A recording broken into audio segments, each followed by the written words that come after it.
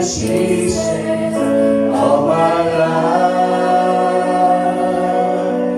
Let me use Lord by. Yung bang ating prayer sa umagang ito na tayo ay linisin ang ating Panginoon at yung mga bagay na hindi nararapat sa ating pagkatao ay kanyang tanggalin, no? At sa pamagitan ng salita ng ating Panginoon. Okay, so at luya. So napakahirap pagka di naman pwedeng mauna ang pangangaral sa gawain, no ba? So kaya pagka time na ng pangangaral, medyo ando doon yung critical na dos nakatayo kasi minsan hindi malaman kung may kausap pa ba, no? O meron pa bang nakikinig sa pangangaral ng salita ng Diyos. At pero nawa, dalangin natin sa umagang ito ay tulungan tayo ng Panginoon, no? Na hanggang mag-umpisa hanggang matapos ay nakapokus pa rin tayo sa pakikinig ng salita ng ating Panginoon. Okay? So hindi pa kakatagal, nais ko munang bumasa na isang talata at bago tayo dumako sa isang panalangin at tayo ay okay, sa Book of Isaiah chapter 6 verse 1 to 8. Noong taong mamatay ang Haring Osias ay nakita ko ang Panginoon na nakaupo sa isang luglugan, matayog at mataas at pinuno ang templo ng kanyang kalawalatian. Sa itaas niya ay nangangatayo ang mga serapin. Bawat isa'y may 6 na pakpak na may 2 na nagsisitakip sa kanyang muka at may 2 na nagsisitakip ng kanyang mga paa at may 2 na lumilipad sa kanya. At nagsisigawa ang isa't isa at nagsasabi, Banal, banal ang Panginoon ng mga hukbo ng buong lupa at napuno ang kanyang kalwalatian. At ang mga patibayan ng mga pintuan ay nakilos sa tinig ng sumisigaw at ang bahay ay napuno ng usok. Nang magkagayoy, sinabi ko sa aba ko, ako'y napahamak sapagkat ako'y lalaking may maruming mga labi at ako'y tumahan sa gitna ng bayan na may maruming mga labi sapagkat nakita ng aking mga mata ang hari, ang Panginoon ng mga hukbo. Nang magkagayoy, nilipad ako ng isa sa mga serapin na may baga sa kanyang kamay at kanyang kinuha ng mga panggipit mula sa dambana. At hinipon niya inihaw ng aking bibig at nagsabi, narito, hinipon nito ang iyong mga labi at iyong kasama ay naalis at ang iyong kasalanan ay naalis. At narinig ko ang isang tinig ng Panginoon na nagsasabi, sinong susubuhin ko at sinong kayaon? Sa ganang amin nang magkagayoy sinabi ko, narito ako, subuin mo ako. Okay, so topic natin sa umagang ito ay the influence of God to the believers. Okay, so tayo po ay manalangin. Panginoong Diyos na makapangyarihan sa lahat, narito ang iyong mga salita. Binasa namin at ang aming panalangin na ikaw, alam namin ikaw ay nasa salita mo at na hindi kami pwedeng lumayo sa iyong mga salita dahil ikaw ay nasa salita, Panginoon. At ang aming panalangin sa umagang ito at huwag mo pong hayaan na matapos ang gawain ito, Ama, na hindi matapos ang gawain ito na hindi tapos ang pakikinig o pangangaral ng iyong mga salita. At pagpalain mo po ang bawat mga kapatiran na ito ngayong umaga na sila po ay nakarating at ang bawat isa at ganun naman sa bawat isa sa iba na hindi po nakarating. Panginoon, iba po ay walang pamasahe, Lord. At ang aming panalangin ay patuloy na iabot mo ang iyong mga kamay at patuloy na Panginoon, pagpalain po, Panginoon, sila. Ganun din, Lord, sa aming mga kapatiran sa Manila, Panginoon, sila si Teresa at si Selita. Pagpalain po rin po, Panginoon, sila at ngayong umaga at sa mga iba pang kapatiran na hindi pa namin mga nabanggit ay kilala niyo po Panginoon sila. Ay aming panalangin, pagpalain po Panginoon sa ila. At aming panalangin, Panginoon, lukuban mo o Panginoon ang iyong atmosphere, Panginoon ang iyong Santong Espiritu ang patuloy na sumama sa bawat isa sa amin sa umaga nito. Ang patuloy na puso ng aming mga puso, Panginoon, para sa Panginoon, pag-asik ng iyong mga salita sa bawat isa sa amin. Salamat po, Ama, sa iyo po ang lahat ng ito sa pangalan ng Hesus Kristo. Amen at Amen. So, okay. So, tayo po ay wala na po. Okay. So,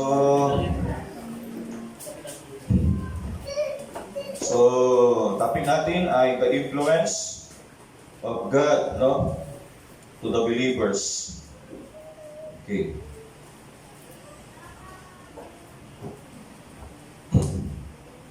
Okay. So, nice kumasa dito ng mga ilang quote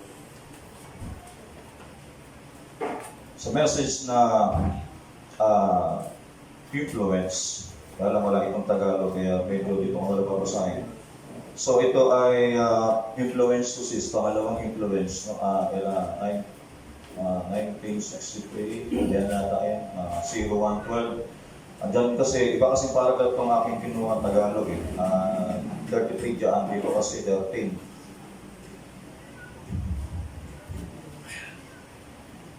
33. Yeah. Okay, dyan sa English, pero dito sa Tagalog ko na lang kasi we are Filipino. Okay? Mga Pilipino naman tayo lahat. Okay, so sabi dito, alam nyo, napakarami sa atin, halos lahat tayo ay nai-influensya ng ibang tao sa pamamagitan ng mga bagay na ginagawa natin. So, ang message ay nangusap sa isang believers, sa isang mananampalataya. Kapag ang isang tao ay isang mananampalataya, hindi mo maiwasan tingnan ka. No, bilang isang mananampalataya. At kapag ikaw ay isang mananampalataya, ay lumalakip sa iyo ang normal na ikaw ay tingnan. No? Silipin, no? At dahil ikaw ay sinasabi natin tayo ay isang Kristiyano o isang mananampalataya. Sabi dito, napakarami sa atin, halos lahat tayo na impluwensya ng ibang tao sa pamagitan ng ibang bagay na ginagawa natin, ang paraan ng pamumuhay natin at ang mga bagay na sinasalita natin. So kapag tayo isang Kristiyano, kapag sinabi natin tayo we are believers, we are Christian, so pumapasok na agad yung hindi mo maiwasang silipin tayo ng bawat tao, tingnan tayo ng bawat tao kung anong klase tayong Kristiyano, kung paano tayo mamuhay, paano tayo namumuhay isang Kristiyano, at paano tayo mangusap. Kasi sabi ng Biblia, ang tubig tabang ay hindi natatagpuan sa isang parehas, ang tubig tabang doon sa tubig alat. No? Hindi pwedeng sa isang Kristiyano ay bumubukal ang pagpupuri, at the same time bumubukal ang tubig tabang, yung ibig sabihin, balik-kabaliktaran. No? Hindi ganon. Kasi napapakita yon na talagang hindi ito isang believer pa, mga kapatid. Pero sabi nito, no, at ang mga bagay na sinasalita natin, yung bawat pangungusap natin, paano tayo magsalita, kasi sabi nga natin, ang isda ay para, nahuhuli kasi ang isda, no, sa pamamagitan ng kanyang mga sinasabi, di ba? Kaya ang tao, malalaman mo kung punong-puno ng sama ng loob, punong-puno ng galit sa tao, punong-puno ng paghihinagpis, subukan mo kausapin. Kasi bakit? Kung ano yung bukang bibig niya, yun ang laman ng kanyang puso. Di ba? Kaya nga sabi ni Brother Bana, pakusapin mo ko sa isang tao sa loob ng 2 minuto, sasabihin ko sa inyo kung may Holy Ghost. Di ba? Kasi simple lang yan. Sa pamagitan ng pangungusap. So ngayon, sabi dito, may mga nagmamasid sa buhay mo. Diba? Pag sinabi mo, I'm a Christian, I'm a believer of the end time message, no? may mensahe sa huling panahon at sinabi mo wala nang ibang mensahe at ito na yung pinaka mataas na uri ng pamumuhay. O sasabihin, pag sinabi, narinig mo yan, titignan ka na nila. Diba? Kasi titignan nila kung ano yung kasi sisilipin nila kung yung pag sinasabi mo ay magre-reflect doon sa iyong buhay, no? Ngayon, pag napatunayan nila na ikaw ay sumusunod, maaari silang ma-impluwensya ng buhay mo.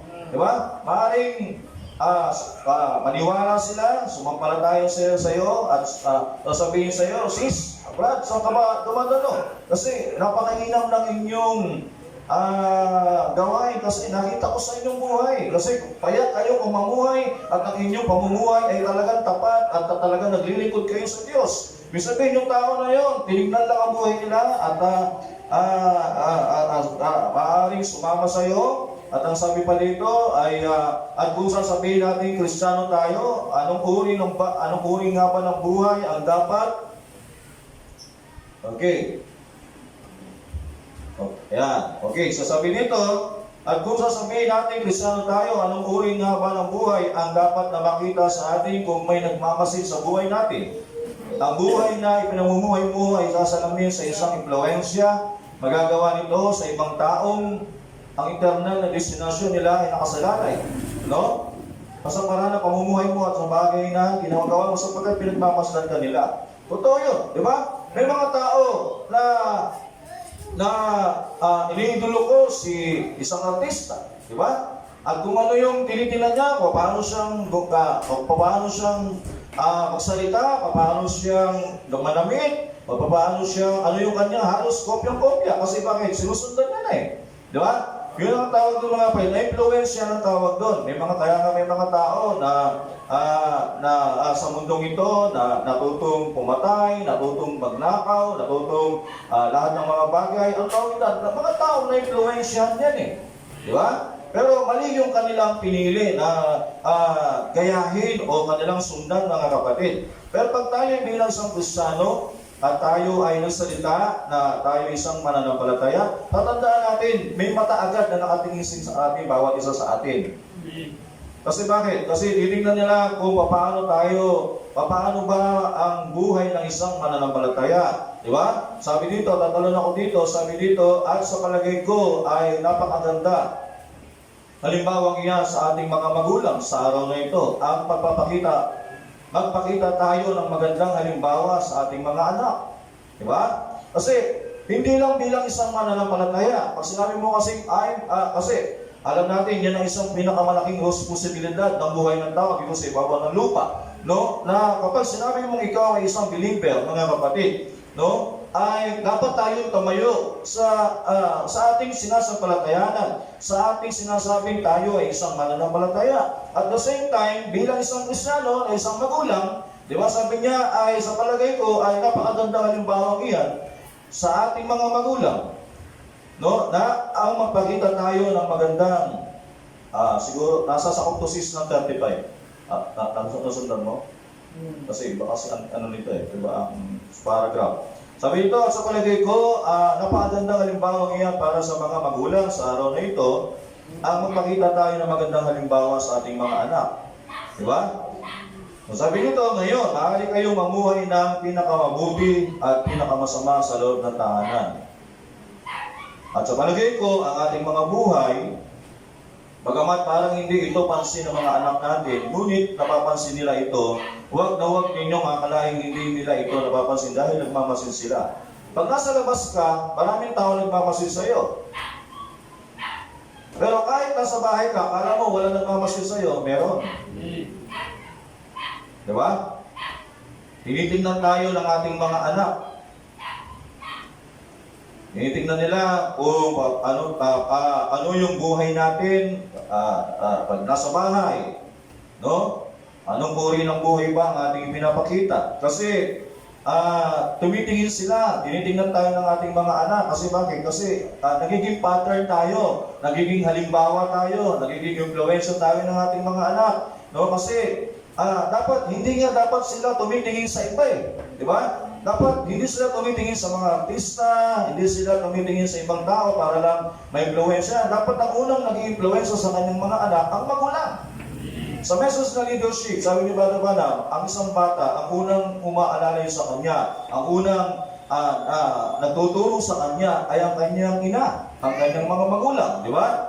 So, ibig sabihin, doon pa lang mga kapatid ay malaki na ang isang bagay na ating ginagawa dito sa ating mga anak, na sabi natin, sinabi ng mensahe, huwag nating isipin na hindi ito napapansin. Kasi minsan, kapag tayo ay nasa isang paglilingkod at tayo nasa simbahan, o nasa simbahan ka na, minsan titignan tayo ng anak, tingnan ko nga si tatay, tingnan ko nga si nanay, kung paanong magpuri sa time ng praise and worship. Di ba? Kapag ganyan ka, be my way every day. Huwag mo kasahan yung gaganyan din yung anak mo. Kasi bakit? Kasi nga, ikaw nga yung influensya eh. O, di ba? Tapos gusto mo hanapin sa anak mo, o anak, hindi ganyan. Sinusundan kita eh. Di ba? So, hindi nagkakamali ang message, mga kapatid. No? Hindi dapat nagsisimula ang impluwensya ng ating mga anak doon sa mga kaibigan, sa mga barkada. Dapat nga ang magulang muna eh, di ba? Pinapakita niya ang isang tamang halimbawa ng isang Kristiyanong magulang, di ba? At ang sabi dito, huwag natin daw isipin na hindi na nila pinapansin. Kaya nga, dapat maging maingat tayo, di ba? Nag-iingat tayo, na tumayo tayo bilang isang mananampalataya. Konting pagkakamali nila po, pwedeng yung makuha nila yung mali. Makuha nila sa atin yung negative side at hindi nila makita yung mga positive side. Kaya nga, napaka-importante kanina, yung sabi ng Ibang Saldi, dapat tayo magpasalamat sa Panginoon. Di ba? Pag tayo nagkamali, dapat humingi tayo ng tawad. Kasi bakit? Huwag mo isipin kahit sabihin mo, napakalit na bagay lang. Hindi, nakikita ng mga bata yan. Di ba? Napakaliit na bagay yan, pero nakukuha nila yan mga kapatid. Pero sabi niya, hindi lang ang mga anak natin nagmamasid, kundi pati na rin ang mga kapitbahay natin. Di ba? Kapag nalaman nila, uy, may church doon, at uy, lumabas si Christ, kapitbahay namin yun diyan pala siya tumatalo. Sabi nila, ngayon, titignan ko na kung anong klaseng buhay meron nito.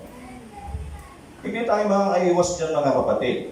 Di ba? Pero sabi dito, hindi lang daw mga kapitbahay, kundi lahat ng mga tao na kapaligid sa iyo ay nagmamasid. Ganyan naman talaga yan eh. Ang isang Kristiyano, hindi ka pwedeng mabuhay na parang nasa mundo ka pero wala ka sa mundo. May sarili kang mundo, tama naman ng Kristiyano. Pero huwag mo pa rin isipin, nasa ibang mundo na ako, kayo pinapansin niya. No. Tinitingnan ko pa rin nila. Titingnan nila kung anong klase ng tao. Ikaw ba, bilang isang Kristiyano, bilang believers, ay namumuhay ka ba talaga sa salita? Talaga ba pinamumuhay mo ang salita? Paano ka ba maging isang Kristiyano? Paano ka ba kapag ikaw ba'y nagalit? Kapag mayroong naghamon sa iyo ng away, pinag-init ng tao ang ulo mo, ano ang magiging reaction mo? Sabi niya, napakainam ng taong ito. Kahit na halos patayin na siya, pero kalmado lang siya. Di ba? So minsan, yun ang isang bagay mga kapatid. Pero sabi dito, ang mga tao sa simbahan ay nagmamasid din sa iyo. Ang pinakamayroon dito, tayo, nagtitinginan din tayo sa isa't isa. Diba? Huwag mong sabihin hindi totoo. Totoo yan. Sabihin ko, ano yan? Nagmamasid, nagtitinginan din tayo sa isa't isa.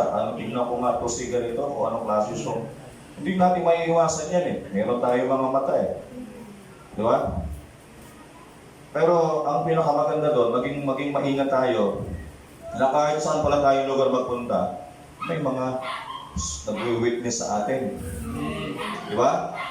Na kahit mismo ultimo dapat sa loob ng simbahan, ligtas ka na, wala na, doon ka mapagpahinga. Hindi pa rin pala. Kasi kahit mismo doon sa loob ng iglesia, tinitingnan ka pa rin nila. Kasi bakit? Kasi ang buhay lang isang Kristiyano, hindi natatapos mga kapatid. So sabi dito, ang mga tao simbahan nagmamasid sa iyo, din sa iyo. Ang mga tao binibilhan mo sa palengke, nagmamasid din sila sa iyo. Tinitingnan nila kung totoo ka sa iyong sinasabi. At dapat mas sumasalamin sa iyo si Kristo sa lahat nating ginagawa. Kita nyo? Kasi we are a reflection of Christ. Diba? Kasi, sino ba ang napapahiya? Hindi tayo ang napapahiya. Siya.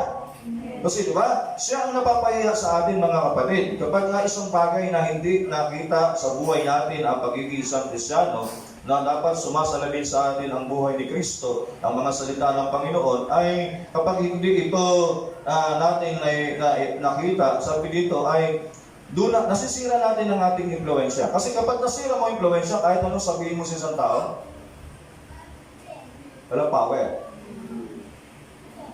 Pero kapag nakita ng anak mo, nakita ng kapitbahay mo, nakita ng kasama mo sa simbahan, nakita ng mga suki mo sa tindahan, kung saan ka namimili ng gulay, namimili ng karne o baboy, lahat yan, saan ka bumibili ng tinapay, at talagang nakikita nila yung pagiging isang Kristiyano mo. Kapag nasalita ka, meron niyang authority. Meron niya parang pinaniniwalaan ka nila mga kapatid. Pero kapag ang isang bagay sinasabi mo Kristiyano ka, at pagkatapos hindi mo namang ginagawa, hindi nakikita sa'yo, magsalita ka, walang power yan. Di ba? Walang power yan mga kapatid. So sabi dito, sa buhay ng isang tao, sa isang buhay ng isang bata, no? At naalala ko si Isaac nung bata ko siya, nung hingiin ni Abraham si Isaac, nayari ni Abraham. Ngayon, pinabuhat ni Abraham yung kahoy kay Isaac, papunta doon sa bundok. At nung sila'y makarating na, sabi doon, Ama, sabi ni Isaac, narito na ang dambana, narito na ang apoy, narito na ang kahoy, pero nasaan ang kordero? Bakit niya hinahanap? Kasi alam niya, pagdating sa pagsamba, meron na siyang idea. Sa mahabang panahon na kasama ni Abraham, si Isaac, nagkaroon siya ng knowledge. Kaya bilang isang believer, mahabang panahon nakita ka ng anak mo, nakita ka ng asawa mo, alam nila kung saan ka tatayo. No? Sabihin nila, hindi pa yung sasabihin mo, may mamumuhay kami na yung mga manalag. Pagkatapos, aksidente lumabas ka, nawala kang kahulinan, sasabihin sa anak mo, tay. Bakit ganon? Nay! Ano ko ba? We are end-time message. We are believers of God. We are Christian. Pero nasa ang testimony? O, di ba? Isabihin kasi bakit? Kasi meron na silang kaalaman. Meron na silang knowledge, mga kapatid. Ngayon, hindi man tayo makapangaral sa ating mga anak, pero sa pamamaraan ng ating pamumuhay, pinapangaralan natin sila, anak, ito yung buhay dapat na isang Kristiyano. Di ba? Kasi bakit? Mas malakas na sumisigaw ang buhay ng isang tao kaysa sa kanyang pananalita. Subukan nyo isang tao pinamumuhay ang salita ng Diyos, mas makapangyarihan yan kaysa na nagsasalita. Bakit? Kasi bunga na yan eh. Pag bunga na lang sa salita, bunga na tinitingnan mo, mas makapangyarihan yan. Kaya nga sa isang taong, sabi nga nila, ang isang taong namumuhay sa kalooban ng Panginoon, bihira yan magsalita eh. Di ba? Simple lang yan mga kapatid. Kasi bakit na tingnan nyo ha? Kasi nga, yung pag-uusapan natin kasi ngayon, tungkol kay Haring Osias. No? Tingnan natin sa Bible, sa 2 Chronicles, chapter 26, verse 1.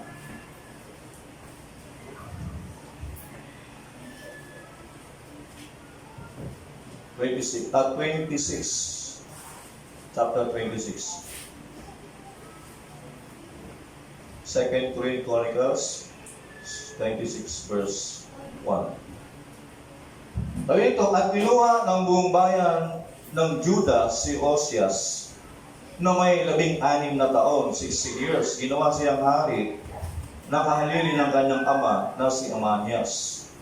Kaniyang itinayo ang Elot at sinauli sa Juda pagkatapos ang hari ay makatulog, nakasama ng kanyang mga magulang. May 16 na taon si Osias nang siya ay magpasimulang maghari. Siya ay naghari 55 taon sa Jerusalem. Ilan?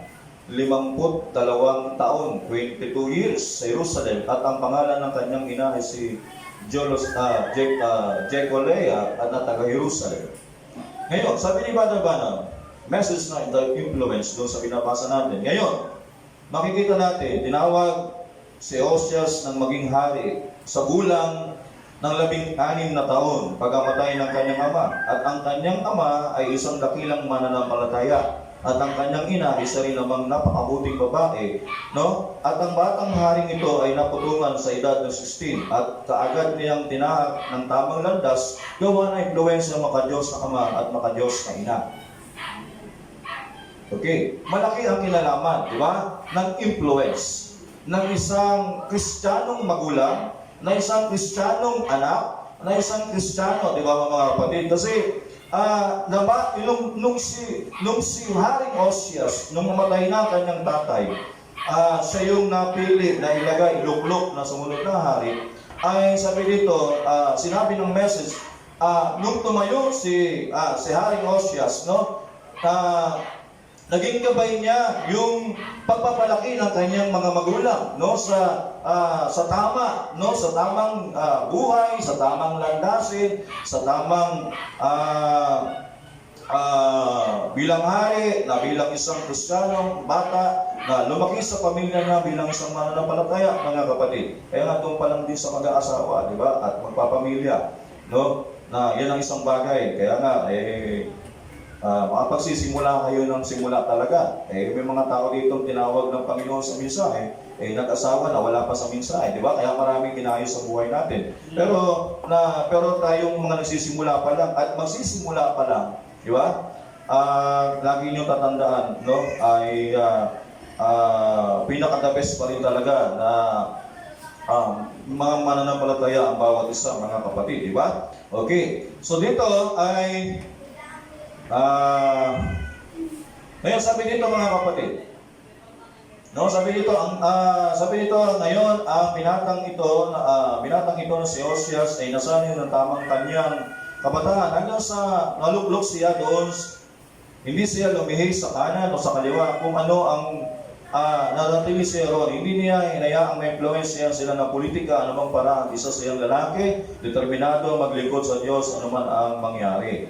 Ay, ibig sabihin, mga kapatid, kaya nga, bakit sa message ni Barabana, yung influence, ay sinimulan niya ang kanyang pangangaral tungkol sa mga magulang, at tungkol sa isang Kristiyano, kapag nasasabing Kristiyano tayo, o kung sasabihin natin, sa isang magulang ay hindi parehas silang Kristiyano, maaari siguro ang Kristiyano lang ay ang lalaki, no, ang babae ay hindi, pero titignan ka ng iyong asawang babae.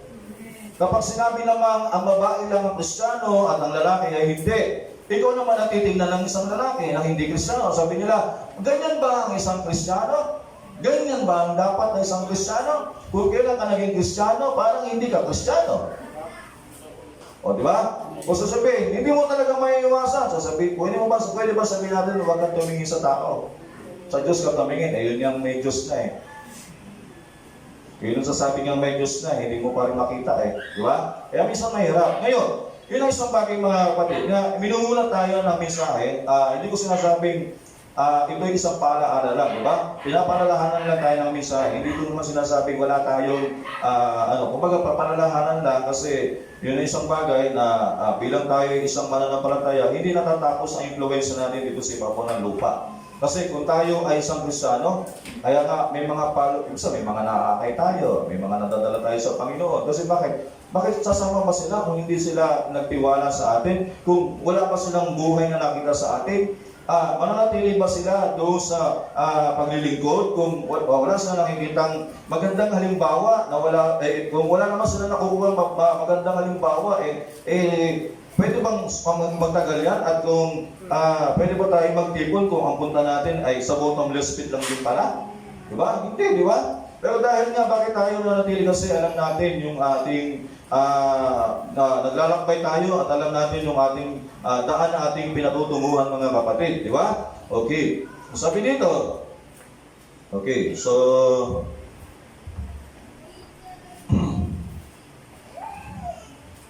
okay. So, pag binasa natin itong message na ito, maraming beses, pero sabi nga, doon sa binigay natin kanina, no? Nung maluklok na si Haring Osias, no? Nagamit niya yun yung mga bagay na kanyang natutunan sa kanyang mga magulang. Naging gabay niya yun, mga kapatid, sa kanyang paghahari sa loob ng 22 years. Ibig sabihin, 16 plus 22 years. Ilang taon na siya bago namatay? Ha? 38. So sa edad ng 38, 16, nabot siya ng 38 years. So, ganun katagal yung kanyang, sabi ng message, siya ay pumapangalawa ang paghahari ni Haring Ozias kay Haring Solomon. No? At sa panahon na yun, maraming bansa ang lumalapit sa kanya, humihingi rin ng mga payo, mga kapatid. No? Sabi doon, hindi sa lumiko, sa kaliwa, sa kanan. Pero sabi natin, kahit minsan, kahit sa isang binatang mayaman, sabi ng Panginoon, at naghanap siya ng buhay na walang hanggan, at nasa kanya ng lahat ng bagay, mayaman siya, at ang sabi dito ng Panginoon, nung sinusalubong, sabi ng binata, Guro, paano ba ako magkakaroon ng buhay na walang hanggan? Pero sabi ng Panginoon, sabi niya, ibigin mo ang iyong ama, ibigin mo ang iyong ina, igalang, sabi niya, diba, igalang, sabi niya, huwag kang papatay, huwag kang sabi niya, mula pa sa aking kabataan, alam ko na yan eh. Pero, kita nyo tatandaan natin, na-influensya tayo ng magulang natin, pero hindi ibig sabihin na-influensyahan tayo ng ating mga magulang, okay na yun. Tatandaan natin, ginagabayan lang tayo. Kumbaga, para tayo ay namimili tayo kung saan tayo dapat, mga kapatid. Pero, hanggang sa dumating talaga ang Panginoong Jesucristo na talagang siya ang gagabay sa atin. Na siya talaga ang mag-influence sa atin, mga kapatid. Ngayon, itong si Haring Ozias, kahit sa kabila na siya ang kanyang mga magulang ay believer, di ba? Pero dahil nga sa sobrang yaman niya, sa sobrang lahat na ng kanyang paghahari ay nanduduno sa kanya noong time na yon. Kaya lang ang tao kasi, alam nyo, kapag nasa naramdaman niya na para mapakiramdam mo talaga, bawat news mo, bawat sasabihin mo, pakikinggan ka ng Diyos, lahat ng mo ay parang nasa sa'yo na, panig mo na ng Diyos, doon nagsimulang lumaki ang ulo ni Ozias. Kaya nga, kapag ang isang tao, feel mo na parang nasa iyo na ang lahat, at nagpasimula ka nang tumaas ang iyong ulo, doon ka nang magsisimulang bumagsak. Diba? Kasi, sabi ng message, the more you bless, the more you humble. Kasi, napakahirap kasi ganito yung mga kapatid eh. Sabi ni Padre Mana, huwag kang lulundag. Huwag kang lulundag ng mataas. Halimbawa, ang buhay na pamumuhay mo lang, ganyan. Ilundag mo, ganoon. Ano yun? Silipin ka talaga. Dapat kung lundag mo, ang pamumuhay ng pinamumuhay mo sa salita ng Diyos, ganyan pa lang. Dapat lundag mo ganyan. Amen! Ganoon. Kasi bakit? Sabihin mo, do you love God? Tanong, do you love God? Sabihin mo, ibigin mo raw ang kaaway. Tanong, ikaw, mahal mo ba ang kaaway? Di ba? Ano ibig sabihin ko? Papalik sa'yo yun. Kasi bakit? Yun ang isang bagay, mga kapatid, di ba? Yun ang isang bagay na hindi pwede, yun nga, siyempre sa simula, pag ginagamit ka ni Lord, hindi ka pa naman talaga nagmamalaki. Diba? Simula, una, mukha mo na, natutusan mo na, Brad, pwede bang ikaw muna opening prayer? Medyo nagkaroon ka ng konting rambo, yung nga. Sunod ulit. Brad, pwede ikaw closing prayer? Salamat. Hindi mo sabihin mo, tumaas ng konti. Brad, pwede bang ikaw naman songlit bukas sa linggo? Sabihin mo, sa pulpito na yun. Kaya ngayon, nakapag-songlit ka lang, hindi ko sinasabing meron dito ha. Isang halimbawa lang yun. Para kasi, magkaintindihan tayo. Kasi example lang yun. Ngayon, nakatayo ka na nasa pulpito eh. Doon pa lang nagagawa mo eh. Para bang, naranasan mo na mag-songlit. Pag bumaba ka na, para kang pagkausap mo na yung isang sister, sis, ating ka lagi ng gawain. Diba? O sabihin mo, Brad, dapat ganito. Ngayon, tagapayo ka na. O ano yun? Dapat sabi ni Brother Man, stay ka lang muna kung saan ka tinawag. Diba? Doon ka lang muna. Okay lang kung ganun ka, pero gusto tiyakin mo na tawag dito na talagang pinamumuhay mo rin yun, di ba? Walang masama kung ginagamit ka ng Panginoon, sasabihin mo ito, o mga kapatid, maraming salamat kay Lord kasi isang pribilehiyo na makatayo tayo sa presensya ng Panginoon at magamit sa kanyang ubasan kasi kung hindi sa Kanya, nililis tayo ng Panginoon, di tayo makatayo. At lagi natin sabihin sa Kanya kapurihan at di ba? Silent lang tayo kasi maaaring pasimula pa lang yan at maaaring sa mga susunod si MC ka na, di ba? Tapos kung Bible study, kung si-share ka na ng salita ng Diyos, magte-testimony ka na, di ba? Sabihin, ganun yung mga kapatid. Ngayon, kung doon pa lang sa bagay lang na yun, nag-opening prayer na ako, medyo gumanon na yung balikat mo, tumaas na. Ganyan nangyari kay Hoseas. Di ba? Nung una, hindi pa yan mga kapatid, pero nung maramdaman niya na at ang pakiramdam niya, kalakilos niya, pinagpapalasan ng Panginoon, totoo naman sa kanya. Pero nung ang problema, sabi ni Batabanang, nagpasimulang lumaki ang kanyang ulo. Ngayon, ano nangyari? O tuloy natin sa isang basa. Ano siya? Isang hari, si Haring Hoseas. Pero sa pagdating ng verse 10, 18, 16.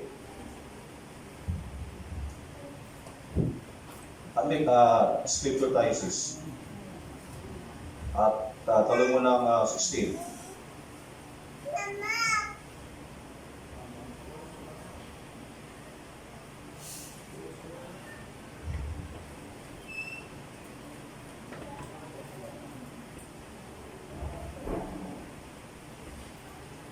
Ayan, sabi nito, ngunit nang siya'y lumakas. Kita nyo? Nung lumaki na yung kanyang nasasakupan, lumaki na yung kanyang ministry. Yan ang problema sa tao. Dapat, the more na marami kang ministry, lalo ka nagpapakumbaba kay Lord. Diba?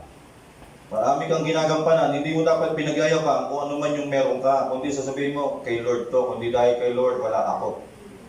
Diba? Kalawalatian ng Panginoon niya. Pero yan ang nangyari kay Haring Hoseas. Nung sabi na, ngunit nang siya'y lumakas, ang kanyang puso ay nagmataas, na napat siya'y gumawa ng kapahamakan, at siya'y sumalangsang laban sa Panginoon niyang Diyos, sapagkat siya'y pumasok sa templo ng Panginoon upang magsunog ng kamangyan sa ibabaw ng dambana ng kamangyan.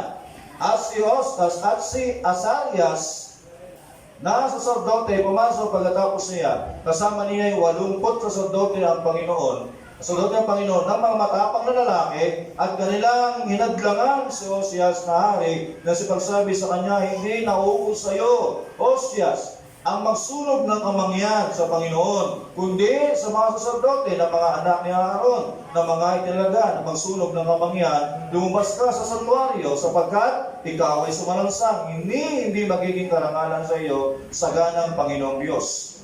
Ano sabi ni Brother Branham? Ang haring ito naging maayos ang takbo ng buhay niya hanggang sa matuklasan niyang lahat ng mga bansa ay natakot sa kanya. Dumami na ang populasyon, lumawak na ang kanyang mga kaharian, at nang mataas siya sa kanyang puso dala ng kayabangan. Manatili kayo magpagpakumbaba at maging maliit kayo sa inyong sarili. Paningin, kahit ano pa man ang gawin ng Diyos sa inyo, tingnan mo kung paano kang lalong magpakumbaba. Habang pinagpapala ka ng Diyos, lalo kang magpakumbaba, patuloy ka niyang pagpalain. Sabihin mo, gusto ko Lord, magkaroon ako ng kotse. Walang masamang magkaroon ng kotse. Diba? So, kaya nga yung panalangin, binibinig yan ni Lord Pero sabi ng Biblia, hindi lahat ng tumatawag sa akin Panginoon ay papasok ang kanyang panalangin sa kaharian ng langit.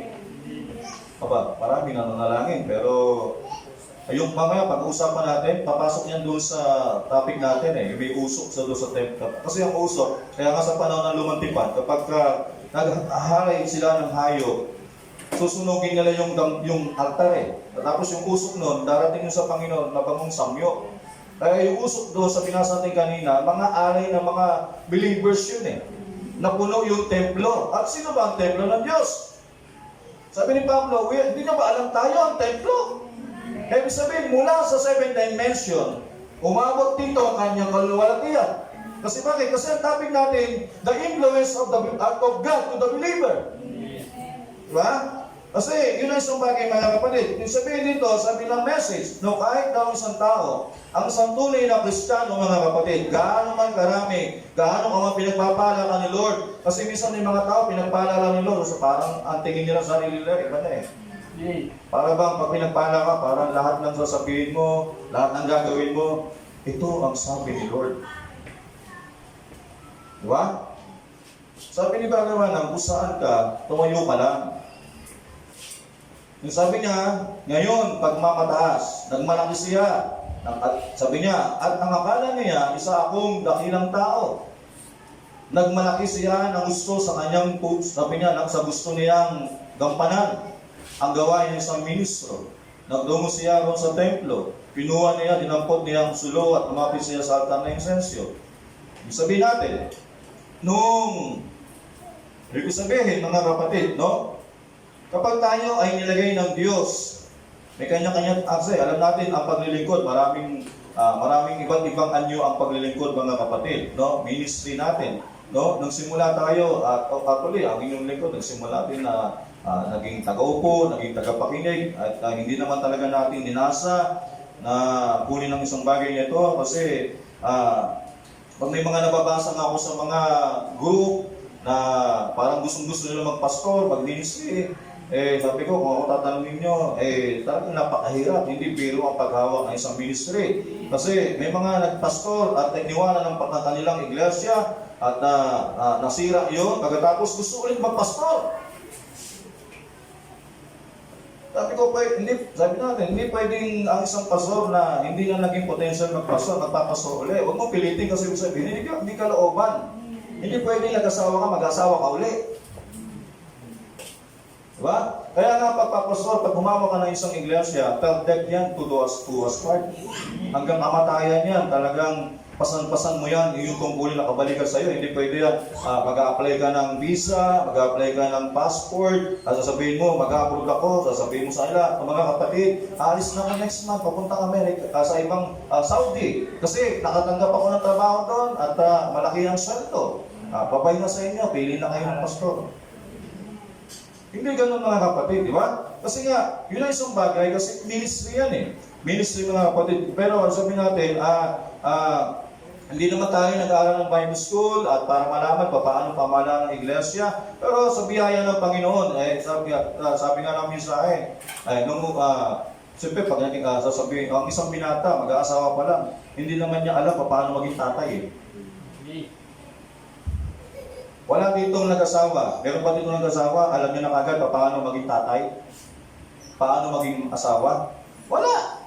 Diba? Sabi nga natin, hindi ko alam paano magluto. Hindi ko alam paano ako maging... Diba? Kaya nga sabi ng mga babae, hindi ko alam paano ako maging isang mabuting ina, mabuting asawa. Kasi hindi naman talaga yan alam hindi naman talaga yan pinag-aaralan. Pero pag dumating na yan sa tamang panahon, experience. Diba? Doon yan lumalabas, mga kapatid. Doon yan lumalabas na ito pala, ganito pala yan, ganito pala yan. So ganun, tinuturuan tayo ng ating Panginoon. So anong nangyari mga kapatid? Sabi dito, at itong si Osias, tinangka niya. Sabi mo, si Hari kasi Osias, pinagpala siya ng Diyos. Anong binigay sa kanyang tungkulin? Hari. Pero dahil nga, nung siya naging hari, nabantog ang kanyang pangalan, sumigat siya, at lumawak ang kanyang nasasakupan, ang pakiramdam niya, God with us. God with, sabi niya, ang Diyos ay sumasa akin. Para pakiramdam niya, lahat ng gagawin niya, lahat ng sasabihin niya, ay pumapanig ang Diyos. Tandaan mo, sabi nga ng message, kung saan ka nilagay ng Diyos, tayuan mo lang. Diba? Kung nasabihin mo, Tapos, Brad, talagang sa haba ng panahon, wala talaga akong pagkatawag, wala talaga akong ministry. Yan siguro ministry mo, tagapakinig. Tignan, mas mabuti kang tagapakinig, mas maganda nga yan. Kasi ang magiging trabaho mo lang, ano yun? Ibuhay. Pero kapag may ministry ka, bukod sa ibubuhay mo, tatayuan mo yung pagkatawag. Kasi sisilipin ka nila kung saan pag sinabi mo manggagawa ka, o ginagamit ka ng Panginoon, titingnan nila kasi pag kahit mo sabihin mong MC, manananayan ka lang, manggagawa na yan eh. Kasi titingnan nila kung anong klase tayong manggagawa mga kapatid, titingnan sa salamin sa atin yan. Di ba? Yun ang isang bagay dito, hindi pwede sabihin mo na nakatayo na ako sa pulpito, na ganito ganyan, bla bla bla, para pagramdam mo na rin, lahat ng gagawin mo, okay lang. Pero mga kapatid, tandaan natin, dapat mabuksan tayo kung saan tayo nilagay ng Diyos. Ano lang yan, pangalagaan mo lang yan. No? At ang Diyos, magpapalain tayo mga kapatid. Hayaan mo ang Diyos na magtaas sa'yo. Di ba? Ngayon, ano nangyari? Ang ginawa ni Josias, hindi siya isang hari, hindi siya isang pari. Anong ginawa niya? Pumasok siya sa templo. Nagsunog siya ng kamangyan. Ngayon, nung makita siya ng mga saserdote sa loob ng templo, agad-agad siyang pinalabas. Kasi bakit? Hindi mo trabaho yan. Trabaho namin yan. Diba? Trabaho namin yan.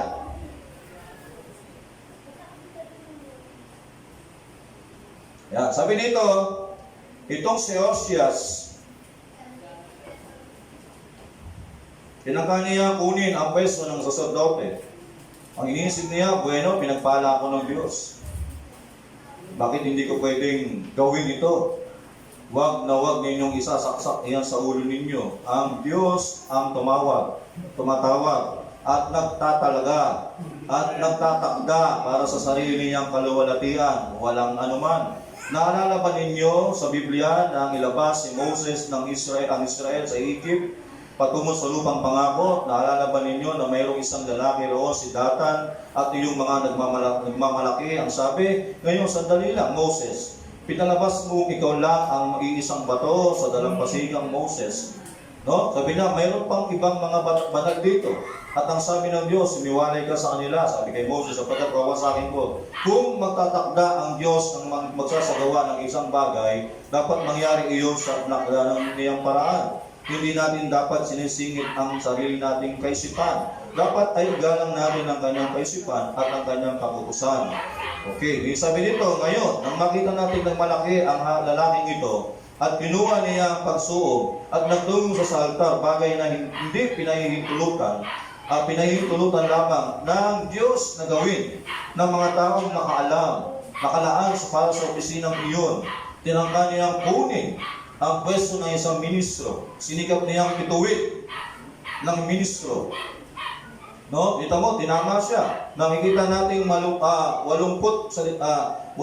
saserdote bukod pa sa mga punong saserdote ang humabol sa kanya. Sinasabi sa kanya, Ginoo o Hari. Sa ibang salita, parang sa ganito, pinagpala ka ng Diyos. Isang ang taong ginagalang, isang ang dakilang tao. Sabi niya, at pinagpala ka ng Diyos sa iyong gawain. Sabi niya, ngunit hindi mo yan ginagawa. Sabi niya, hindi mo dapat ginagawa iyan.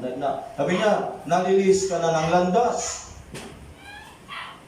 Yung palang isang bagay, kapag palang isang bagay na hindi mo tinayuan ang iyong posisyon at gumagawa ka ng ibang bagay na hindi sa ilagay ng Diyos, ang tawag dyan, ano yan? Lilis ka na daw sa landas.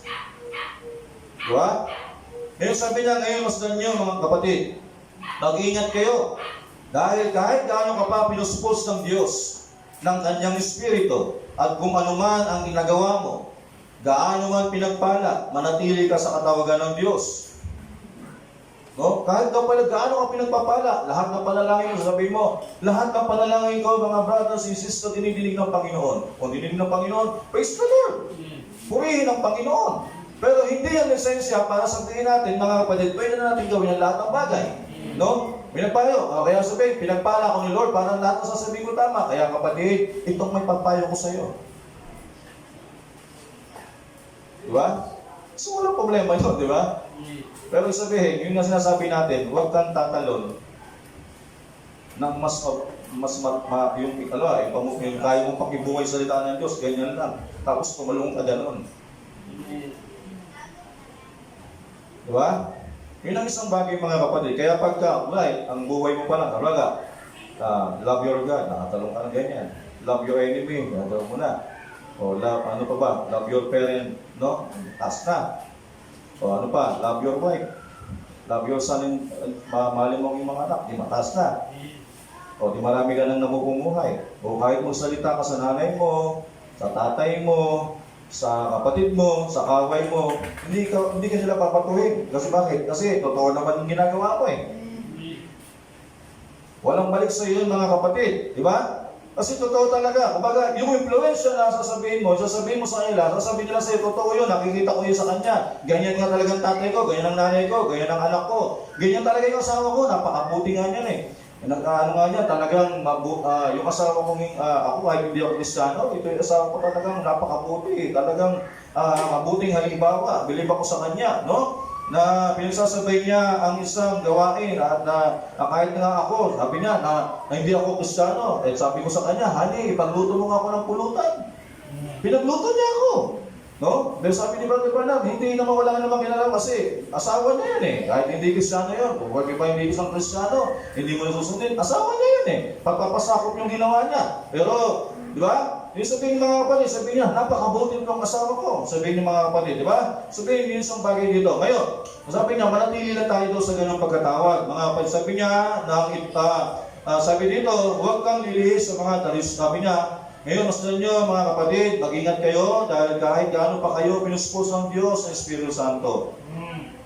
At ano man ang nagawa mo, gaano ka man pinagpala, hindi huwag mo sabihin, marami na ako, na para ba yung mga tingin mo sa mga kapatid? Ako may sarili na akong bahay, yung mga kapatid walang bahay. Para pag nangusap ko doon sa mga kapatid na walang bahay, sabihin mo, mas parang pinagpala, parang mas mataas sa'yo. Pero, kung titusin, sa level ng pananampalataya, mas malawak sila kasi sa'yo. Oh, di ba? Kaya lang sabi nga natin, iba-ibang takbo ng buhay ng tao. Pero sabi nga, yun isang bagay mga kapatid, ang dapat nating maintindihan, na manatili pa rin tayong mababa mga kapatid. Kasi sabi dito, kahit na pinagpapala daw tayo ng Diyos, manatili ka sa katawagan ng Diyos, huwag kang lilihis sa mga tradisyon at mga maka-organisasyon para iba pa, makabubuting magbalik ka sa landas, makabubuting magbalik ka sa anumang nilaan ng Diyos sa pasimula. Nang ituwid siya sa halip na magpakumbaba at amining tama ang salita, tama ang Diyos, nagalit siya. Yan ang isang problema sa isang tao. Ginagamit na ako ni Lord. Brad, sis, diba? Pagka hindi totoo yan, Brad. Kasi ako, taong pinagpala ng Panginoon, ayaw nang tumanggap ng payo, mga kapatid, na imbis na tanggapin niya yung salita ng Diyos, parang nilabanan niya yung salita ng Diyos, mga kapatid. Totoo naman talagang hindi naman talaga trabaho ni Osias ang magsuog ng mga kapatid, kasi trabaho ng mga saserdote at ang trabaho niya manatili lang alagaan ng kanyang pagiging hari, mga kapatid. Ngayon, sabi dito, imbis na siya ay nanggapin niya, magpakumbaba, ano sabi? Dahil nagalit siya kasi nagmalaki nga eh. Diba? Nagmalaki. Ano sabi? Ngayon, kapag ikinuwid ka ng salita ng Diyos, dapat ay magpasakop ka sa salita. At sinabi niya, gagawin niya kung ano ang gusto niya. Siya kasi ang pinuno, kaya gagawin niya kung ano ang gusto niya. At alam ninyo kung anong nangyari? Bigla siya nagkasakit ng ketong at habang nagkakasakit. Tuloy natin yung Baptist Bible. Doon sa 19.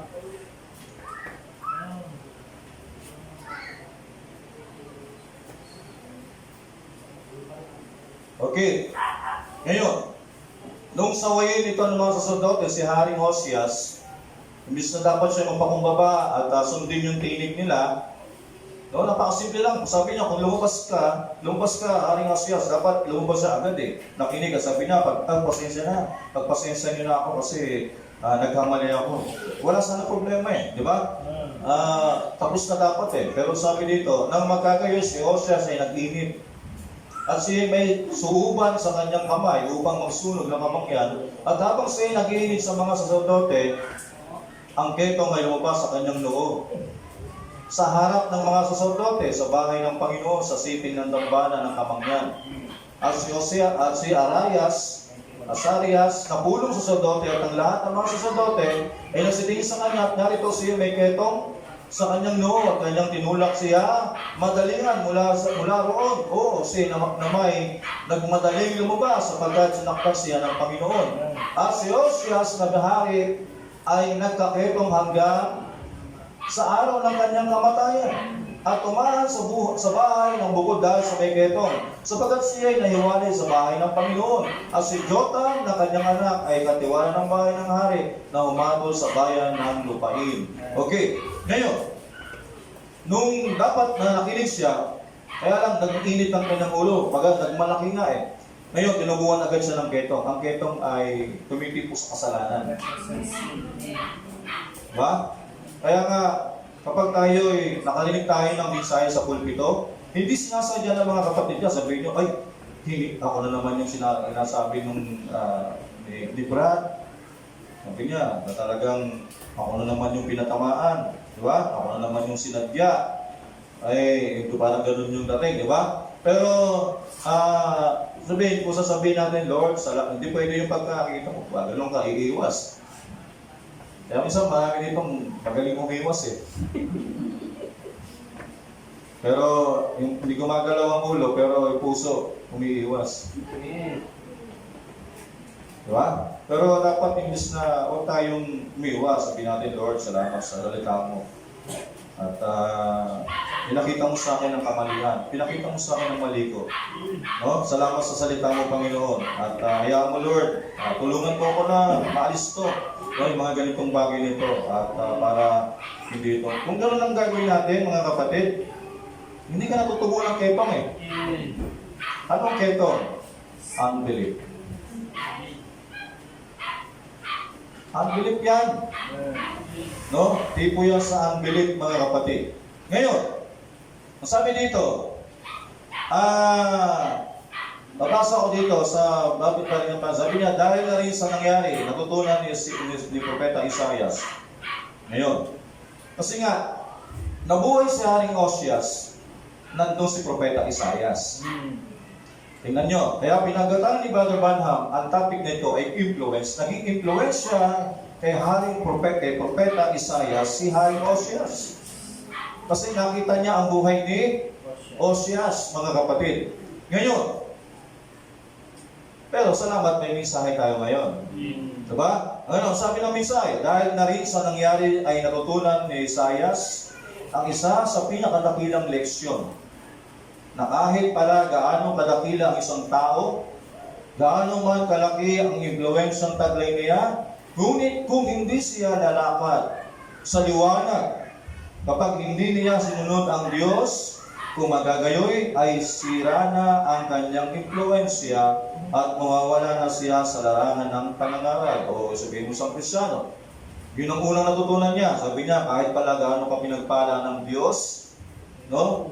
Gaano ka, sabi niya, pinagpala, hindi pwede pinagpapala ka ni Lord. At sa lahat ng panalangin mo, sabihin mo, ako ay isang prayer warrior. Ako ay mahilig akong taong manalangin, mga kapatid. At dinidinig ng Panginoon ang lahat ng aking mga tinig, no, ng aking mga panalangin. So wala problema dyan. Pero sabi nito, kung ikaw ay lalakad at hindi ka lalakad sa liwanag, sabi niya, sira na ang iyong mga patotoo. Ngayon, pag sira na ang iyong patotoo, kahit anong sabihin mo sa isang tao, hindi na yan makikinig. Diba? Kahit anong sabihin mo sa isang tao. Ngayon, another thing Isaiah learned. Natutunan ni Isaiah. Pangalawa, he learned by this that God orders his man to his place. Sabi, may isa pang bagay natutunan si Isaiah. Natutunan niya sa nangyari na ang Diyos ang nag-aatas sa kanyang tauhan. Sa nagampanan niya ang kanyang pwesto. Hindi ikaw ang naglalagay sa iyong sarili sa pwestong iyon, kundi ang Diyos ang naglagay sa iyo. Sa tao na sa gitna ng niya sa tama niyang pwesto, dapat ay kilalanin natin niya. Kung nilagay ka ng Diyos bilang isang Kristiyano, hindi ikaw ang naglagay niya, ang Diyos. Kung ano man ang iyong ministry, panghawakan mo yan mga kapatid. At huwag kang magmamataas. Ano sabihin mo, kung wala ako, wala sila. No? Pag wala ako, hindi sila pwedeng magsimula. No? Parang ganun yung mga kapatid. No? Hindi ganun. Huwag mong ipapalagay na ganun yan, mga kapatid. Kasi lahat tayo, ang Diyos ang naglagay, mga kapatid. Ngayon, yun ang isang bagay na natutunan ni Isaias. Ngayon, kaya nga doon sa chapter 6, sabi niya, nang mamatay ang haring Oseas, nakita ko ang Panginoong Diyos, na mas mataas pa kay haring Oseas. Kaya nga yung pagtingin niya sa tao, idolatry din yan eh. Diba? Sabi na, nung makita, sabi ni haring Isaias, kaya tayo sa Scripture 6, Isaias 6, sabi niya, nung mamatay daw ang haring Oseas, kasi nung una, nung buhay pa ang hari, bilib na bilib si Isaias eh. No? At talagang kumahanga sa doon kay Haring Oseas. Pero nung siya'y mataas, namatay, pero sabi, nung taong mamatay ang Haring Oseas, ay nakita ko ang Panginoon. Kung kailan namatay na si Haring Oseas, yung kanyang hinahangaan, na-impluensya ng buhay talaga niya, ng batang propeta, sa buhay ng haring ito, doon nilaman niya, mas nakita, sabi niya, nakita ko ang Panginoon, na nakaupo sa isang luklukan, matayog at mataas, mas mataas sa haring ito. No? At pinuno ang templo ng kanyang walatian. Tuloy mo, buong templo, naluluwalatian niya.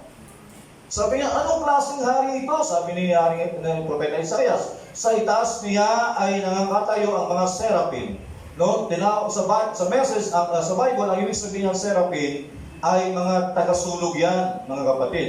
No? Kaya nga, pag nanalangin ka, Lord, panalangin ko, Panginoong Diyos, na sa gabi nito, na ganito, na halimbawa, dalangin ko, Lord, ingatan mo ang aking mga kapatiran, ingatan mo po ang mga brothers and sisters, ano man po ang pangangailangan nila, ay yung ipagkaloob, Panginoong Diyos. No? At makatulog sila, at ang mga kapatiran walang pagkain, bigyan mo ng pagkain, Panginoong Diyos. Yung mga kapatiran na walang anak buhay, bigyan mo ng anak buhay, Lord. At Lord, ito po ang aking dalangin sa pangalan ng Panginoong Kristo. Amen. Isang uri ng panalangin, Panginoon, ang panalangin ko, Panginoon, Lord, bigyan mo po ako, Panginoon, ng ganito, Lord. Lord, gusto ko, Lord, ganito, Lord. At Lord, pag-agising ko, Panginoon, sana pag-agising ko, may pagkain na kami sa lamesa, tulungan po kami mapagkainan. Amen, Lord. Tingin nyo, sino papasok sa kanilang langit?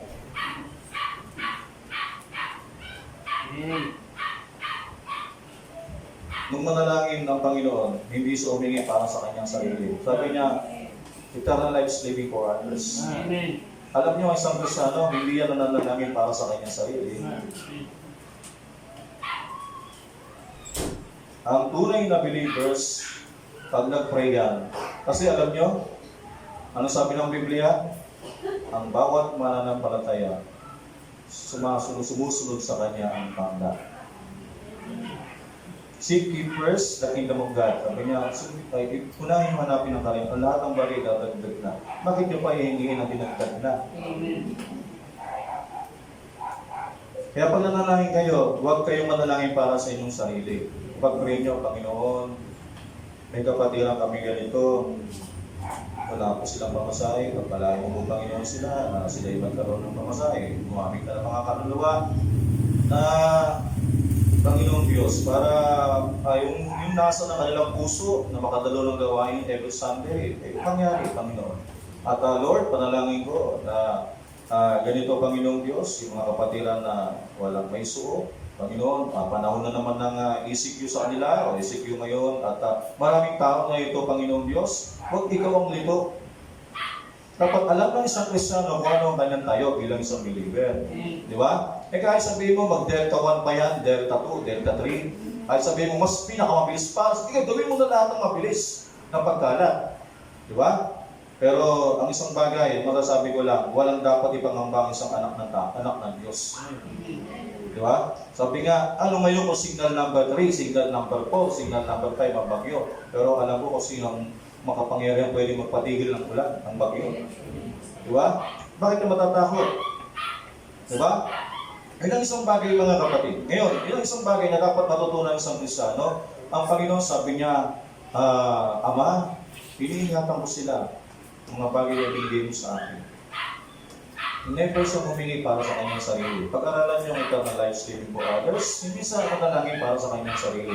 Basta alam niyo, kasi ang isang Kristiyano, kinatagpo mo na ang Diyos sa third. Dito sa, katawag doon? Sa third pool. Ang tawag natin doon yung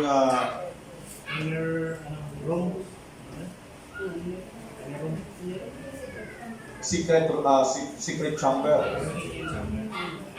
Ikaw yun eh. Di ba? Pwede, ngayon, nakatayo ko, nananalangin ako. Nananalangin to.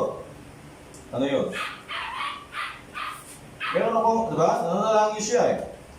Baga, sabihin, hindi na ako alam na ng Diyos kung anong kailangan ko. Kasi bakit? Nandun siya eh. Nandun siya sa akin.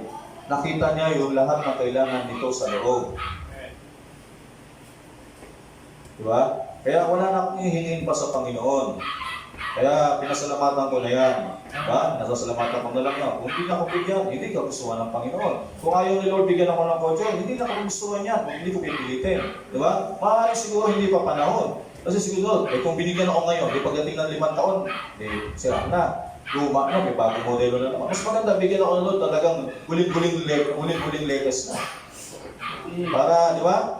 Yun ang isang bagay mga kapatid. Yun ang isang bagay kapag ang isang tao ay ano na lang. Kaya sabi doon, ano ang seraphim? No, ang seraphim, yan ang taga-salo. Hindi agad yung rekta na pumapasok sa Diyos. Kasi sa panahon ng Garden of Eden, nang hipuin ng tao ang tree of knowledge of good and evil, hinarangan na ng Diyos ang tree of life ng isang anghel na mayroong espadang bilog. Para ano para hindi mo mahipo. Diba? Hindi na pinayagan ng Diyos yun. Kaya nga sa Diyos, ganun din, God is holy. Ang Diyos ay kaya sabi nila, holy, holy, holy. Amen. Kaya nga pala nanalangin ka, alam mo, sabi mo, Panginoon, ang gusto ko, Lord, bigyan mo ko ng pagkain, Panginoon. Lord, ito ang gusto ko, Panginoon. Lord, ito panalangin ko. Hindi ang papasok doon, kasi God is holy. Banal ang Diyos, mga kapatid. Nangyari doon, minaharang na yan. Kala mo, antay ka ng antay. Tagal yung bigay ni Lord, bakit wala pa? Dapat alam mo ang isang tao, ang isang may, problema pag walang Holy Spirit. Hindi niya alam. Nireject ni Lord yung prayer mo. Dapat alam mo kung nireject o chinek. Amen. Antay ka ng antay, reject na pala. Kasi, sabi ng Panginoon, ang isang bagay ng pray ka, ano lang naman niya, prayer. So, diba? Kaya nga may kanta tayo, yung, "Did not say, upon the Lord, sarili." Diba? Mayroong wait doon eh. Una, hintay ka. Hindi ka pwedeng pakantayin ng Diyos ng 1 taon. Ay sabi mo, kung kailangan nyo ng kumain, 1 taon pang tutugunin ni Lord. Alam ni Lord kaagad yan mga kapatid, di ba? At agad-agad yan sumasagot si Lord. Pero pagka, minsan kasi, napakita na ang Diyos ng sign. Gusto mo, wala pa, napakita na. Pero binigyan ka na ng sign, ayaw mo pa rin maniwala. Nasabihin mo, hindi, inatibig ko loob. Yung pinalayan ko, sabi kasi ng Biblia, panghawakan ko lang yun sa pagkatayanan. Pinanghawakan mo talaga. Sige, panghawakan mo. Pero hindi mo alam, hindi na nga nilaw ng Lord eh. Di ba? Kasi bakit? Ang tao kasi pag nanalangin, hindi naman yung kalooban mo dapat eh. Di ba? Sabi niya, kalooban mo Panginoong Diyos. Na kung anong kalooban mo, Lord, yun ang mangyari sa akin. Di ba? Sabi ni Panginoon, kung maaari lang Panginoon, iwasan mo sa akin ang sarong ito. Sabi niya, pero ganun pa man, not my will, but your will be done, Lord. Kasi ganun lang, dapat maintindihan ng isang Kristiyano. At maintindihan niya na at hindi tayo mainit. Sabi mo, nanalangin ka kagabi at di bali sana kung, ba, ganito yun, para sa magulang. Sabi mo, tay, kailangan ko na talaga ng cellphone eh. Kailangan na talaga bukas. Sabihin ng tatay, anak, sandali. Pagkano bang cellphone? 10,000. Hindi naman pwedeng gano'n. Siyempre, gagawin ng tatay, pag-ipunan ko muna yan. Diba? Pero pag sinabi mo, tay, Pengen namang, bibili lang ako ng tubig, inumin, tinapay, merenda. Ano, sabihin mo, bukas na. Sabihin, bibigay mo rin agad. Pero may mga bagay na hinihingi ang anak, minsan hindi yan kailangan ibigay agad ng Diyos. Bakit kailangan mo munang hintayin? Kasi ano yung kailangan mo hintayin? Titingnan ka muna ng Diyos sa paglilingkod, ang gagawin, titingnan ng Diyos, kung hiningi mo, lakipan mo ng pananampalataya, lakipan mo ng iyong paglilingkod, na parang maglilingkod ka, yun yung bayad. O, di ba? Ang problema kasi, ayun ng isang tao, kaya nga yun lang yung paglilingkod, kaya nga paglilingkod, ano yan ina-appreciate mo si Lord, parang kung humingi ka, maglingkod ka, ina-appreciate mo siya, na Panginoon, huwag mo sabihin, Lord, naglilingkod ako, bibigay ko yan. Diba? Ibig sabihin mga kapatid, ang isang bagay na naintindihan natin, alam mo kung kilala mo kasi ang Diyos, kasi pag kilala mo yan, parang ano na lang yan parang, kaya natin nasasabing gano'n kasi parang sa sobrang lapit na natin sa Kanya, sa sobrang kilala mo na ang Diyos, dapat alam natin, dapat alam mo, Panginoon, ganito, alam mo dapat, hindi ko ibibigay anak, hindi ko talaga, sabi mo, bakit kamusta yung pinag-pray mo? Hindi niloob ni Lord. Diba? Brad, kamusta yung lakad mo doon sa hindi pinahintulutan ng Panginoon, baka may iba siyang plano. O, diba? Ganun yan kung ano yung plano ng Lord, yun ang mangyari. Dahil lagi naman tayo masasaw na kalooban ng Panginoon Diba? Yun ang isang bagay doon mga kapatid, no? Na isang bago na, kaya lang, may mga Kristiyano kasi na talagang yung inaatay talaga ng inaatay, gusto talaga nila, sige na Lord, bigay mo na Lord. Hallelujah. So, yun ang isang bagay mga kapatid. Kaya, ngayon, sabi ng Bible sa Matthew 7:21, hindi lahat ng tumatawag sa aking Panginoon, papasok. Hindi pwedeng rumay tayo sa Diyos kasi God is holy. Bago makapasok sa Diyos, binapakura ng mga serapin. Meron munang mga serapin, sumasala, sinusunog, o sinasala nila ang prayer ng isang tao. Hindi naman lahat naman ng tao nananalangin Sino ba tao ito hindi nananalangin? Pero tanda na sinasala ng Diyos yan. Hindi ang Diyos ang sumasala, yung mga serapin. No? Sabi niya, nasalain niya doon sa Isaias, sasalain sila doon, mga kapatid. Okay. Sabi na natin. Okay, sabi dito, ngayon, ang pangitayin sa templo, nakita niya ang Diyos, nakaluklok sa kanyang luklukan, sa itaas siya, pansinin niyo ang mga makalangit na serapin na ang ibig sabihin ay tagasulog. Isang taong bukod tangi ang pagkakilika ng pumaroon sa templo, itong si Isaias, matagal na siya nakahilig sa balikat ni Osias at saan man magtungo ang hari, ngunit natuklasan niya na ang hari kahit gaano kalalim ang pagkaka-influensya sa kanya, nito na influensya kasi niya siya at ang bagay na nagawa niya ay pawang dakila, natuklasan niya na ang tatangkain pala niyang kunin ay pwesto ng iba, nabigo siya. Ngayon, mga kapatid, ang serapin, tagasala. Ngayon, kapag meron tayong panalangin sa Panginoon, ay hindi agad yan dumarating, mga kapatid, o nakakating sa Panginoon. Kasi, titingnan ng anghel, titingnan serapin, kung ito ba ay God's will o your will. Pag your will, pagkakalooban ng Diyos, check, pasok niya sa kanila ng Diyos, o pasok sa Diyos, narinig niya, o pasik, o bigay agad sa tao, o then reply ang Diyos, okay. Diba? So, yun ang isang bagay dapat natin maintindihan. Kasi may mga tao kasi, ano nangyayari, gusto, kung ano yung hiniling nila, kung ano yung gusto nila, pasunurin ng Panginoon, tanda natin, tayo ay mga anak ng Diyos, mga kapatid. No? Ngayon, pagkatapos, ay, scripture thesis. Okay, doon sa may verse 2. Diyan tayo. Okay, dito na tayo babaybay. Okay, sa itaas niya ay nakatayo ang mga serapin. Bawat isa ay may 6 na pakpak, no? Na may 2 na sitakip sa kanilang mga mukha. Ngayon, kita nyo sinabi ni Barabanan, ang mga anghel, hindi sila kailanman nagkasala. Kung tingnan mo, banal sila, mga kapatid. Pero sa kabila ng banal sila, dahil banal yung nasa trono, banal yung nakaluklok doon, kahit nagkakamali sila, tinakpan pa rin ang kanilang bakpak yung kanilang mukha. Ano yung mga kapatid? Tanda yun na sila ay nagbibigay paggalang. No? Sabi sa paragraph, tayo sis?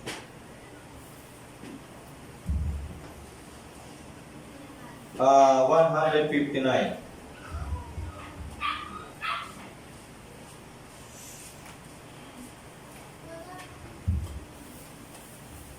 Sabi niya, think of it, two wings, they're covered their faces.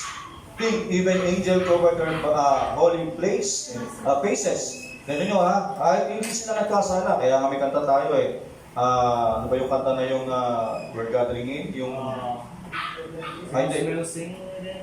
Hindi, yung ano, yung angels name is falling, diba? Yung may kanta na sabi niya, yung mga anghel, kumakanta mga believer, yung redemption, we're gathering in. Kasi bakit tayo nagagada? Kasi nagre-rejoice tayo kasi we are, na-redeem tayo. Pero sila, nakikinig lang sila, hindi nila maintindihan yung kinakanta natin, mga papuri natin. Kasi ang kinakanta lang ng mga anghel, holy, holy, holy. Kasi bakit? Hindi nila nasubukan magkasala, na mahulog, na hindi nila kaya, hindi nila naiintindihan yung Amazing Grace na song.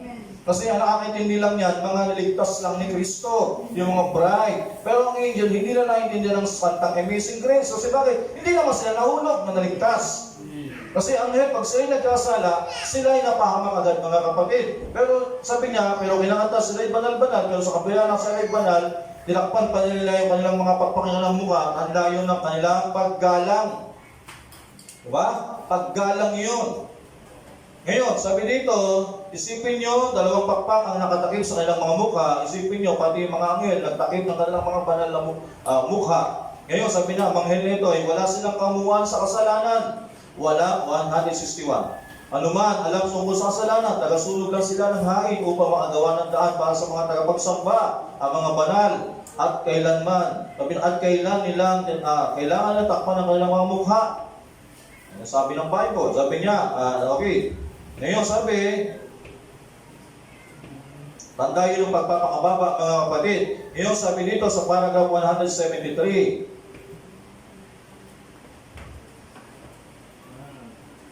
yung taas ng 6, may wings dito sa baba. Hindi, out.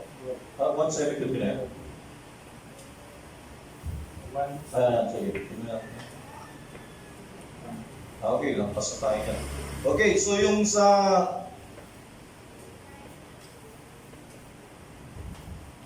Okay, yung dalawang pakpak na natakpan yung mukha, tandahin ng pagkanyang pagpapakumbaba ay pagpagalang, no?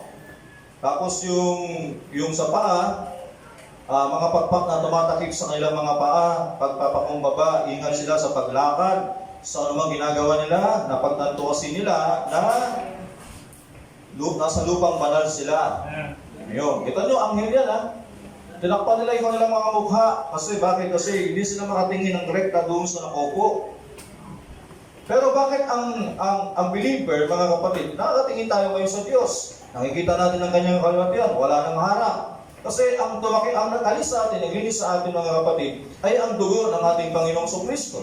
Pero at the same time, dapat din natin takpan ang ating mga mukha. Dapat may paggalang din tayo sa salita ng ating Panginoon. Meron din tayong pagpapakumbaba sa ating mga paa. Sabi, ingat tayo sa paglakad ng hindi tama, no, bilang isang Kristiyano. Sabi niya, mga kapatid, sabi dito, pinakikilos ang sarili sa pamamagitan ng dalawang pakpak. At the same time, kung lumilipad sila, sabi, namumuhay sila sa kalooban ng Panginoon. Sabi, ang isang Kristiyano, ang isang Kristiyano ay pinapakita ng anghel, ang isang Kristiyano dapat mapagpakumbaba, ay magalang, at the same time, mapagpakumbaba, dapat namumuhay.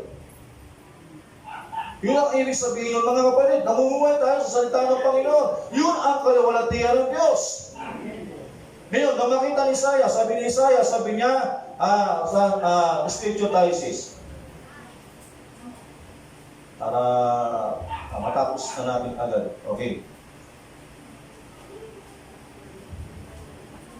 Dito lang, taas na natin po. Verse 4 na tayo. Sabi nito, at ang mga patibayan ng mga pintuan ay nakilos sa tinig na sumisigaw, at ang bahay na puno ng usok, nang magkagayon sinabi ko sa apa ko. No? Nung makita ni Propeta Isaias ang isang haring pinakamataas sa lahat ng hari.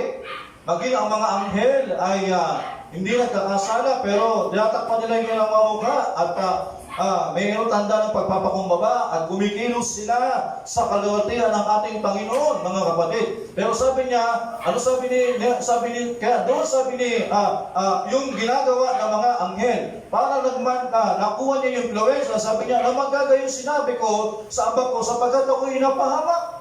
Sapagkat ako'y lalaking may maraming mga labi. Paano siya nagkaroon ng maraming labi? Kasi nga, hinangaan niya si Propeta Osias, si Haring Osias. Na mali yung kanyang sinundan, mga kapatid. Pero sabi niya, sapagkat ako'y lalaking may maraming mga labi, at ako'y tumaas sa gitna ng bayan na may maraming mga labi, sapagkat nakita ng aking mga mata ang hari, ang Panginoon ng mga hukbo. Nang magkagayoy, sinilipad ako ng isa sa mga serapin. Ano yung serapin? Tagasunog. Na may baga sa kanyang kamay at kanyang kinuha ang pangipit mula sa dambana at hinipo nito niya ng aking mga labi at bibig at nagsabi, narito hinipo nito ang iyong mga labi at ang iyong masama ay naalis at ang iyong kasalanan ay naalis. Ano yan? You are justified. Diba? Ano yun? Kaya nga, we are justified now. Diba? Justify tayo ngayon ni Lord. Sumunod. Okay. At narinig ko ang tinig ng Panginoon, nagsabi, sinong susuguin ko? Sinong yayaon sa ng amin na magagaya? Sinabi ko, narito ako, Panginoon, suguin mo ako. At sinabi niya, okay. Ngayon, ano yata? Napabilis yung pagbasa natin yata. Diba? Okay. Gusto mo sana makita. Okay. Kuntitin na natin yung verse 5. Verse 5 para tayo, sis.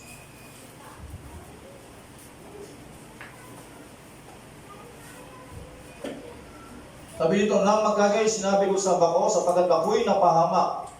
Sapagkat ako'y lalaking may maraming mga labi, at ako'y tumaas sa gitna ng mga bayan ng maraming mga labi, sapagkat nakita ng aking mata ng hari. Sabihin ano yun, nakita nilang, na-realize niya na nagkamali siya. No? Sabihin nun, nag-repent agad si Isaias. Pag nag-repent ng isang tao, you are justified na. Diba? Nadja-justify ka ngayon, nangumpisal, no? Nangumpisal na siya sa ating Panginoon. Nagsisi na siya. Ngayon, yung verse 6 to 7, sabi ito, na magagay, nilipad ako ng isa sa mga serapin na may baga sa kanyang kamay at kanyang kinuha ang mga pangipit mula sa dambana. Hinipo niya ngayon ang aking bibig. Nagsabi, narito, hinipo nito ang iyong mga labi at ang iyong kasama ay alis na at ang kasalanan. Ano yun? So, nasanctify na ngayon si Isaias. Diba? Ngayon sabi, verse 8, narinig ko ang tinig ng Panginoon, sinong susuguin ko, sinong yayaon sa ganang amin, nang magayo sinabi ko, narito ako Panginoon, suguin mo ako. Ano yun? Nagbaptize sa Holy Spirit. Kasi, meron kaya nga sabi ng Panginoon sa 12 alagad, sa 11, pumunta kayo sa Jerusalem, huwag muna kayong mangaral, hintayin ninyo ang pangako ng aking Ama na bababa sa inyo. Ano yun? Dumating ang Espiritu Santo doon sa upper room, no? At bumaba yun, doon nagpasimulang mangaral ang mga alagad.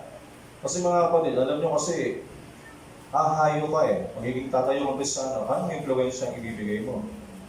Diba? Influensya ng Panginoong Diyos. Kaya nga topic natin, the influence of God to the believers. Nakaabot sa atin ang kalawalatian ng ating Panginoon. Diba? At yun yung gusto ng tuhuin mga kapatid, na na-influensyahan tayo ngayon ng ating Panginoon at ang buhay natin ngayon, ito ay influence ang nakuha natin sa Panginoon, mga kapatid, no? Na si Isaias ay tipo ng bawat mananampalataya, na nakita niya ang Diyos, nakita niya ang anghel, at ganito nangyari, at sabi niya, at nagsisi siya, at binanal siya ng Panginoon, at nabaptize sa Espiritu Santo. Sabi ng Panginoon, sabi ni Isaias, suguin mo na ako, Panginoon. Sabihin, pag sinugo mo na ako, hindi na ako ang makikita nila, kundi ikaw ang makikita nila sa akin. At kaya nga, birin mo, isang tao lang sa katawan ng Panginoong Kristo, di ba? Isa lang siya, pero ilan tayong Kristiyano? Kasi ang Kristiyano, na-influensya niya ng Panginoong Kristo.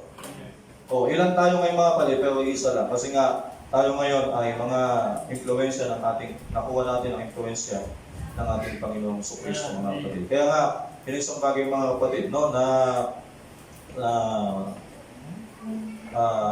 sa bagay na ito, at Yan ang sinasabi mga kapatid ng message na mabigat ang isang kalagayan ng isang believers, pero sabi nga natin ay pero kapag tapos na yung ayusin tayo ng Panginoon, tapos na siya sa atin at ready na siya na para tayo gamitin,